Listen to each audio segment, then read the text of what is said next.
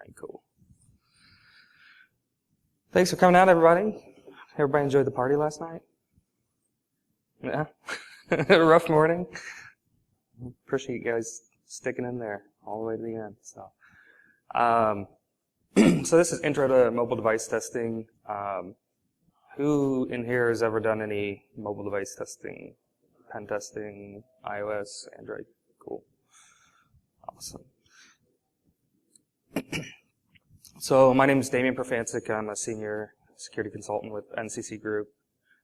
This is my contact details if you'd like to get a hold of me. So we're just going to cover some of the basics. This is not like a real deep dive. It's mostly like covering, because mobile testing, there's so many facets and different things. It's mostly going to be about like just a high level tools, techniques, what we're looking for, and like what's the attack surface like. So I'm mainly going to focus, I have Windows Phone up here, but I'm mainly going to just talk about iOS and Android. I don't see a whole lot of Windows stuff in my assessments, but I do a lot of iOS and Android testing. So, and so basically, I'm doing, when I first started pen testing, I didn't do as much mobile, but it's like gotten to be a lot more market share what I'm doing nowadays. It's just because it's gotten so ubiquitous. Everyone's carrying a mobile phone that's a smartphone, and the problem is like it does so many things for us. It's really critical. It's got usually corporate secrets or some sort of personal secret data, banking details or something. And then another aspect of it, a lot of times it's also like our two-factor authentication. Like if we've got to get into like our office network or something, or like I have two-factor auth on my Google, Gmail, Twitter, Facebook, all these things, and they all use my mobile phone, whether it's sending a text message or some sort of authenticator app, or an RSA token, soft token, or something like that. So, making sure that the mobile platform is secure is really critical in that aspect, because that's the last line of defense for authentication a lot of times. So, what also makes the mobile devices unique is that there is a vast attack surface. There's lots of different things to look at. If we're doing like a web pen test, then it's mainly just looking at the inputs and outputs of the web application and how to manipulate that. But that's just one piece of doing a mobile test. It's really about the web APIs and servers that the device is talking to. How is the network traffic being transmitted over the wire? Is it secure?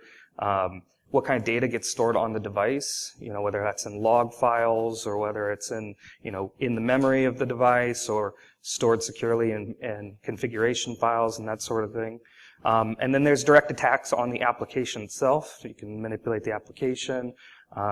There's some standard web type attacks that you can actually do on the application as well.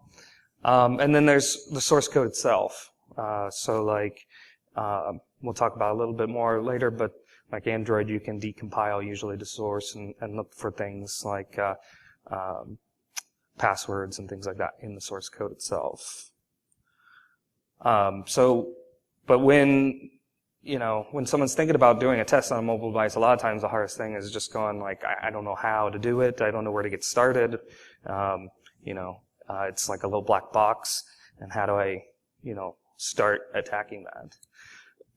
Well, the first step is going to be any mobile device that I'm testing, Android or iOS, I'm going to want to jailbreak it or root it.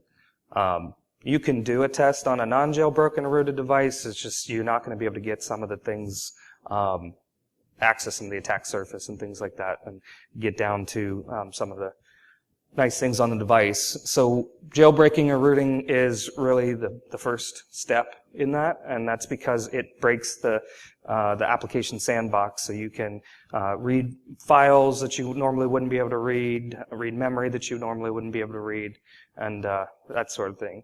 So as I said, accessing the file system, you can pull files off that you may not be able to if it's not. A lot of times a way to get on the device and run commands and manipulate things is I usually install SSH. That's also how I usually pull files off. So you're going to need to jailbreak or root it to do that as well. Also allows you to put in debug mode, which is nice for, I'll talk about that a little bit later, doing application debugging, especially for iOS if you want to, where you can't just decompile the application if you need to actually step through the application, debug it, and that sort of thing. And then lastly, it also disables a lot of, or you're able to disable a lot of protections. One challenge that apps will put in is SSL pinning, certificate pinning. We'll talk about that a little bit deeper in a second. And then also, it may detect whether the device is jailbroken or rooted and either bail out of the app or something like that, so you may need to bypass that. To bypass the detection, there's a couple nice tools. On iOS, my favorite is TS Protector P. I first used XCon. XCon, I think, is pretty much kind of gone by the wayside, though. It may work on, I'm not sure it's still maintained, though. But TS Protector P, I had DirecTV, and for some reason DirecTV thought it was a great idea to not run their app if it was jailbroken, and I don't see why that would matter, but that was the only way I could run DirecTV. TS Protector P basically creates its own sandbox around the applications. You can choose which application you want to sandbox, and then it fools the app into thinking, when it tries to go read a file and things like that would normally tip it off that the device is jailbroken, it will report back, no, everything's good, we're all good. And then for Android, there's RootCloak is a good choice to do that as well. From a network perspective, who's done web pen testing? Any web pen testers? Okay. So Burp Suite's my favorite proxy. I live in that 99% of the time. You could use OWASP, or if you're a Windows guy, you could use Fiddler. But from a web perspective, it's really just like doing a web test. You're going to want to intercept the traffic. You're going to want to profile all the APIs that it's calling, look at all the inputs, and start attacking those. There's a couple key steps, though, that are different from a web application that you'll have to do in order to intercept that traffic, though. One step, so again, I like Burp Suite, so all my references are Burp Suite references, but one important thing is, by default, Burp Suite's going to listen on the local host only. You want to switch that to all interfaces so that you can listen on the same wireless network as your mobile device. The next step is you're going to also want to install the CA cert on the device, because apps are you going to profile the SSL and check it when it tries to launch, and it's not going to work usually if you don't have the certificate on the device. So in Burp Suite, you can go to the page, you can download the certificate, and then you want to then install the certificate on the device. And once you have that, then it's a trusted CA on the device, and then you can start intercepting traffic. The next step that's going to be the challenge is in how do you get the traffic to Burp? And there's several different ways or methods. Some apps are more finicky than others, and so you might have to try a couple different methods. So the easiest way is just in your Wi-Fi settings. You can go in, just set up your proxy, and redirect to your box that's running Burp or whatever your proxy of choice is. This works most of the time, and this is the easiest way. If this doesn't work, there's another method. And Android, I think you have to install some extra stuff to try to do this, but on iOS, you can just set up a VPN server on your laptop. Like on my Mac, I use VPN Activator. It just sets up a little PPTP server, and then in that, like for example, on iOS, when you just set up a VPN on your phone. You can also set proxy settings inside that. So then everything that just forces everything over the tunnel for the VPN. I've had to fall back to this a couple times. There is one other method that's, I've never actually had to use it on a mobile device. I usually only use it when I'm testing like a thick client application, and that would be, you'd find out what APIs, what the host that your application is going out to, what the IP address and what the host name is, and then you can set up in your like hosts, etc hosts file on your laptop that's running burp, you would put, say that's going to localhost. So when it resolves that, it goes to localhost. Then in burp proxy, I apologize I don't have slides because this is a little complicated, but I've never really had to use this. But in burp proxy, this one here, under request handling, you can switch that to what's called transparent proxy, and then you can also then put in the host name where it's going to go, and then point that out to the real IP address. So when it resolves, then it's all transparent. But I've only had to do this with thick client applications, never mobile. So you probably won't ever run into that. So certificate pinning is the next challenge that you'll have to get past when you're doing a test. So it's great, you've installed your certificate, it's a trusted CA, but a lot of apps that's becoming more popular are going to actually pin to the server that it's coming from. So even though burp is auto-generating certificates that should be trusted, essentially what the pinning is doing is saying, I know my real cert, and here's the thumbprint of my real cert, or the hash, and that's going to be hard-coded in the application. And what it's going to do is when it goes to try to make a connection to the server it's supposed to be talking to, it's going to compare those two, the hash that's hard-coded and the hash of the cert that it got, and if those don't match, then it's going to bail out. And of course, burp's not going to match the certificate that burp's generating. It's not going to match that hash. But what we can do, now that we've jailbroken or rooted the device, we can install software that basically hooks the device, those APIs that call out and check any SSL settings, and completely just, this is not the SSL server you're looking for, and basically just says everything's okay, just kind of like with the jailbreak and root detection. So on iOS, my favorite is SSL Kill Switch, which is actually written by ISEC partners, nccgroup subsidiary. Snoopit also, we'll talk about Snoopit a little bit more here in a minute, but it also has the ability to bypass certificate pinning. And then on Android SSL Trust Killer, also an application that we wrote. It's helpful for that. So, as I mentioned, doing the network side of things or the web API side of things for the mobile device is pretty much the same as if you were doing pen tests for a website. You're going to be looking for that WASP top 10 type stuff, SQL injection, cross-site scripting type things.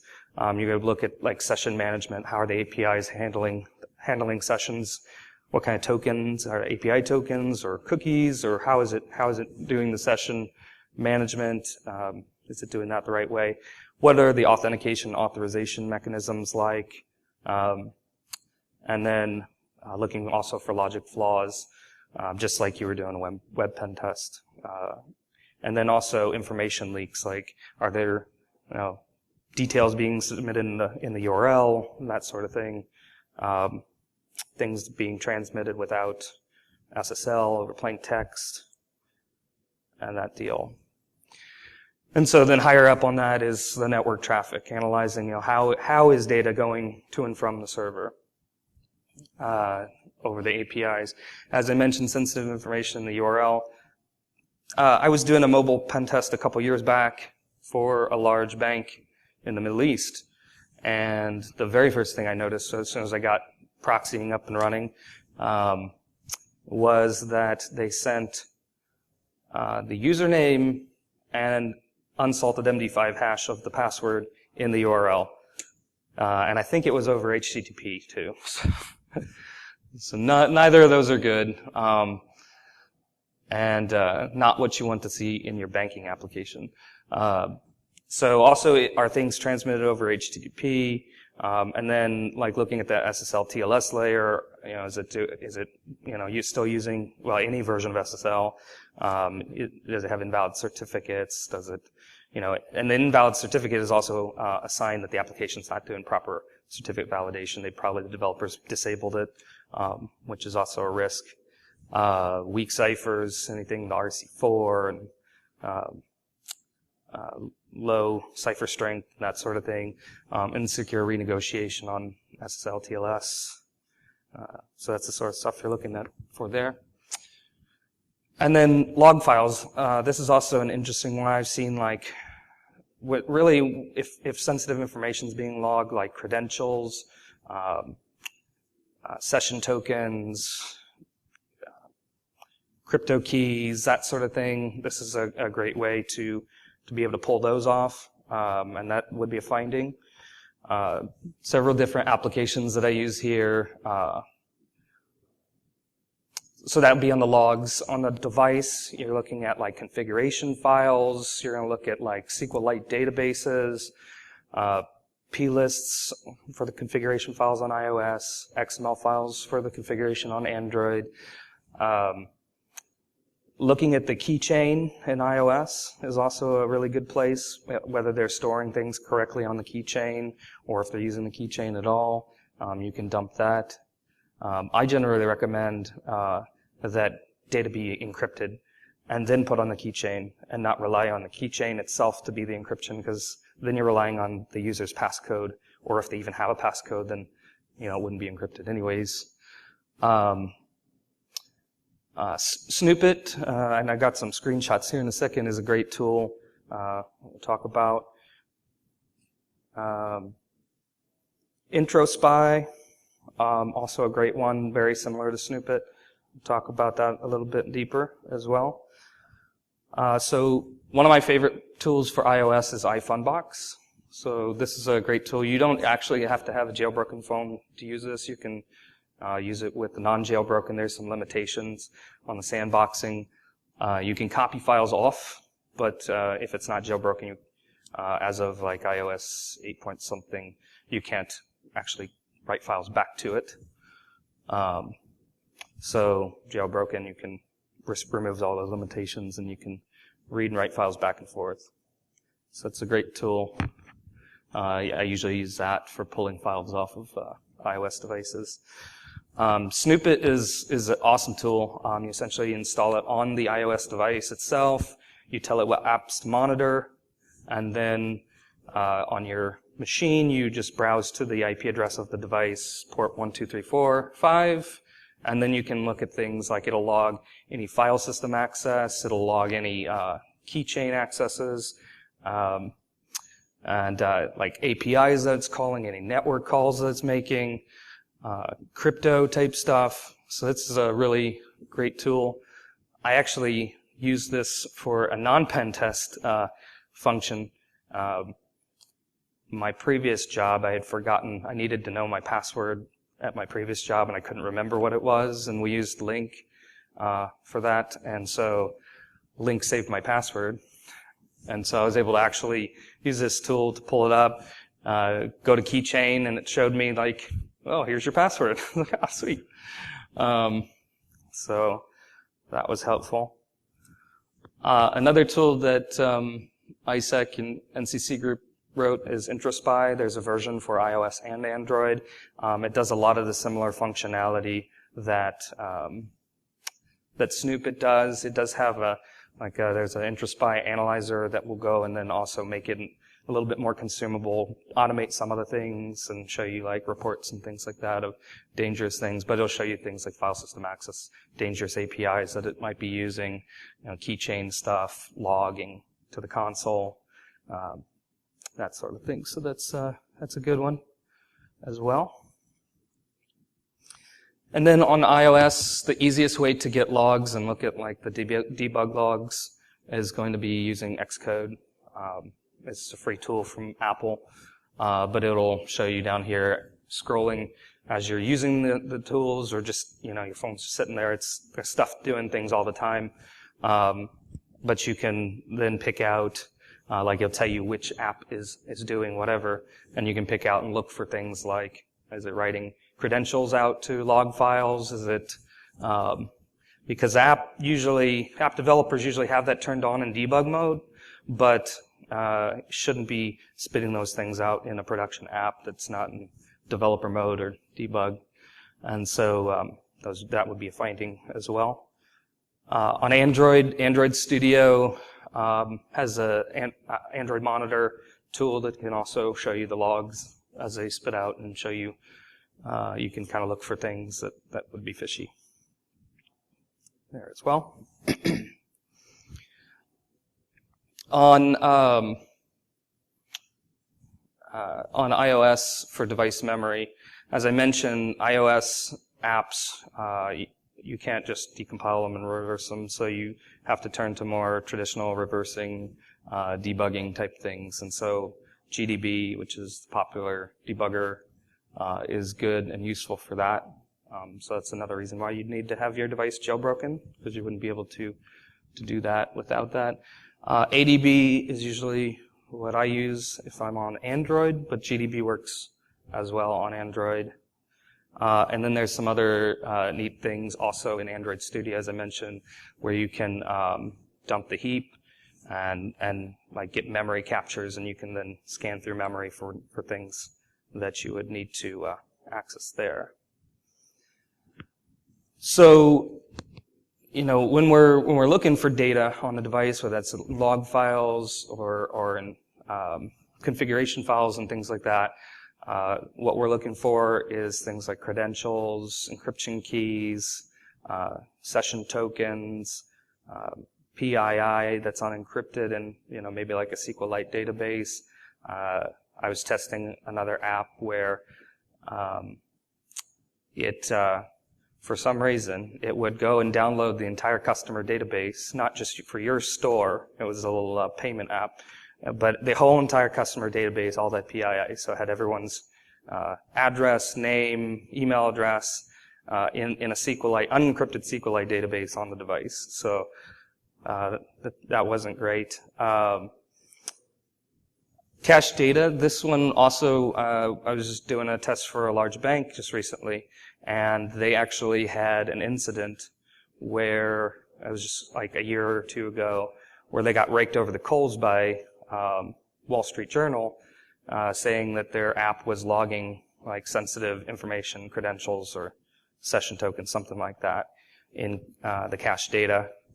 And so we were in there doing a pen test and a review for them, and they had remediated that. And so we were looking at it and we're like, okay, cool. So we're looking at the iOS and everything, or the iPad version. They had an iPad version and iPhone version. And on the iPad version, everything was cool. But on the iOS version, because they made a design decision to say, well, we don't want to chew up people's data, so they like started they wanted to cache like images and JavaScript and things like that, so that I wouldn't have to chew up people's data. The problem was the way they implemented it started caching everything. So every request and every response was being cached in a SQLite database on the device. And so user credentials, session tokens, everything was there on the device, account numbers and everything. And so they were very happy that we caught that before they got caught again by the Wall Street Journal. Another one, screenshots. If you've ever done backgrounding of your banking app, you'll notice, or they should be doing this, they should be blanking out the screen. So when you see it in your task list, it's usually they put their logo or they put something black. That's another thing, because the phone's going to be doing screenshots of the app, so it can do that backgrounding. And so that's another thing, those screenshots being stored on the device of sensitive areas of your application. So also, as I mentioned, the application itself can be an attack surface, and several of these, that you would think of in a web application type scenario could also be used in the app scenario. Most of the the iOS and the Android use SQLite as their database backend. And so you can actually get SQL injection on that. I did a test for an open source application, and I got SQL injection like on the login screen. And it wasn't incredibly serious, but it did let me bypass all of their password criteria. So on the login screen, they let you, when you pick your account, you had to have a strong password, but by using a SQL injection, I was able to reset my password to like just the letter A, and then I could just log right in. Because actually it was becoming annoying on the pen test. I had to keep putting in my password, so I was like, all right, well, I'll just bypass this so I can just put in letter A. Cross-site scripting is also still a risk on the mobile application. This especially becomes true when the application is utilizing something called web views. So web views are basically kind of, you can think of it like an iframe in your application, where the application's not doing native calls to go to URLs and get data. It's really just loading like a mini browser inside their application and consuming some web content. And so the risk here is that you can get cross-site scripting, and then they could get things out, but then it gets even worse, is that especially when apps will go and load like third-party web pages, and you can't really trust where the data's coming from. And so if they have JavaScript enabled on the web view, that's a risk. Another risk is that there's something called the JavaScript bridge. And that this is available on all three platforms, Windows, iOS, and Android. And the JavaScript bridge, the function there is to be able to, from your application in the web view, to be able to use JavaScript to actually make native calls on the phone. So accessing the camera, or doing things that you wouldn't normally be able to do in JavaScript. It's a way to do that, and there's a lot of risks around that, of course, as you could probably imagine. Android had a problem a few versions back with the JavaScript bridge that actually lets you get remote code execution on the device, running native. So you could run like native Java code on the device and read any file and do anything you wanted to, bypassing all the sandbox type restrictions. I think there's even a Metasploit payload out there for JavaScript bridge, RCE. So, and lastly, something called method swizzling or hooking in Android. This essentially is hooking the APIs that the application is doing to either, maybe exfiltrate data. A coworker of mine was doing a test on the little handheld devices that they were running at on airlines. So they go through and you buy a drink, they'd scan it. Excuse me. And they were doing, a couple things correctly. They were using a card reader that encrypted at the head. However, he was able to method swizzle the application itself, that whenever they did the scan, it would send him out a copy of the credit card number that as they were scanning it. But that was only, since they were encrypting at the head, the swipes weren't going to come over. It was when they'd have to fall back to keying in your, if the swipe wasn't working for some reason, they had to key in your credit card number, then it would send, that be in memory, unencrypted, and then he could get it to send it out to that. But the method swizzling and hooking, this is essentially how the SSL, the cert pinning is bypassed. This is how jailbreak detection is bypassed. They're just hooking the APIs either for the application or for the system, and they're just, returning true, everything's good, everything's cool, or you can do it to, change the functionality of the application, as my coworker did. And then lastly, source code analysis. When CCgroup does pen tests, I almost always have the source code available. We like doing white box application assessments because we're time boxed, and so the more leg up we can have over the bad guys, the better. So we always usually have the source code available unless the client, for some reason, doesn't want us to have it.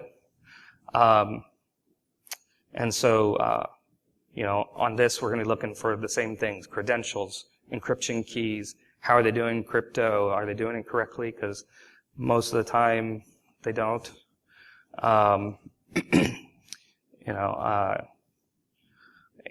Really anything other that's sensitive in the source code than we could find. I think that's how I initially found the SQL injection in the one app. On Android, if you don't have the source code available, then you can actually download the APK. It's just basically a jar file. You can reverse it and get back to the source code and then read through the source code that way. In the most recent versions of Android, they've actually switched to a new, instead of the Dalvik compiler, they've switched to something called ANT, which is Android Runtime. And this becomes a little bit more tricky to do. But, most of the time it decompiles to at least pretty pseudocode readable, better than trying to debug it. If you do have the source code, then Android Studio is the go-to for that. That's the official Android IDE. And on iOS, unfortunately, since the binaries are encrypted, you have to actually do debugging and use GTB to try to step through the application.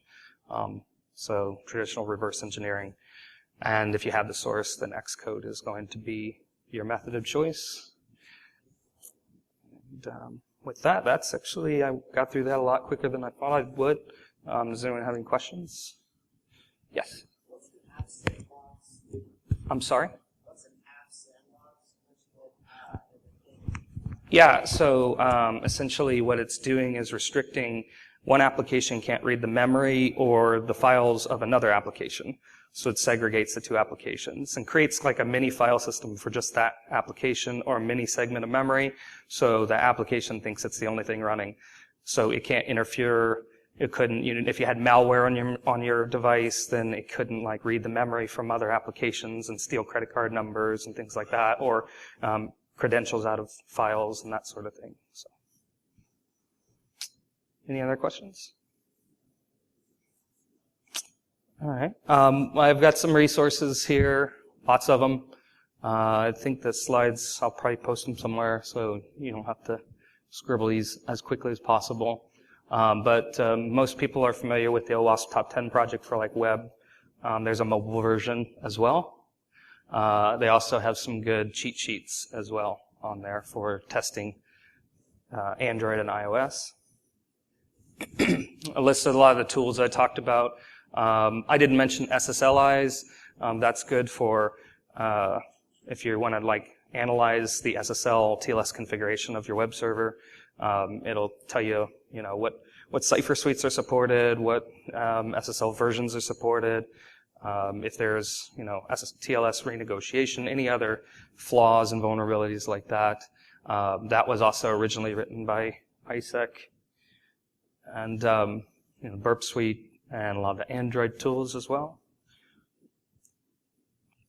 For iOS, here's a list of the different iOS options and tools.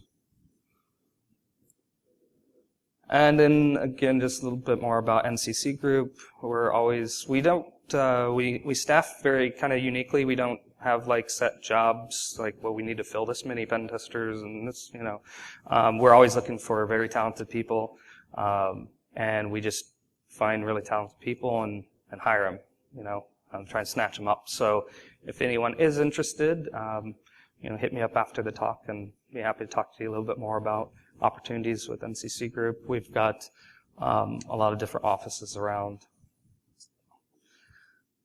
And then here again, my contact info if you want to get a hold of me.